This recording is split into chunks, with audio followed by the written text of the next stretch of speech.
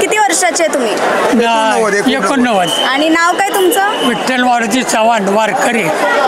कुठून आले? सातारवरून. सातारवरून चालत आले? हो. कितवी वारी आहे तुमची? ती असेल की 40-45. 45वी वारी आहे. आता इतक्या दूरून चालत आले. आज आषाढी एकादशी आहे. पांडुरंगाच्या चरणी नतमस्तक झाले. कसं वाटलं? भावना अगदी मावली, अगदी समाधान वाटलं.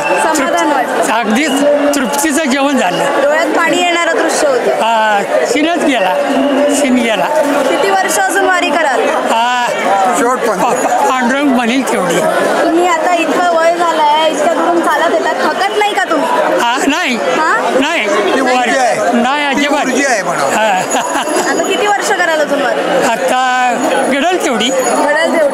आजोबा जे आहे आता 89 वर्षाचे आहेत आणि साताराहून चालत आलेले आहेत. 40-45 वाऱ्या त्यांच्या झाल्या आहेत आणि तरुणांना लाजवेल असं त्यांचं जे आहे काम आहे.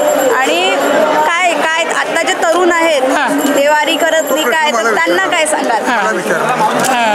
त्याने असंच चालावं आणि माऊली सेवा करावी. भक्ती करायची आणि मुक्ती घ्यायची. तपश्चर्या करायची, फळ घ्यायचं. कट करायचं मोबदला घ्या.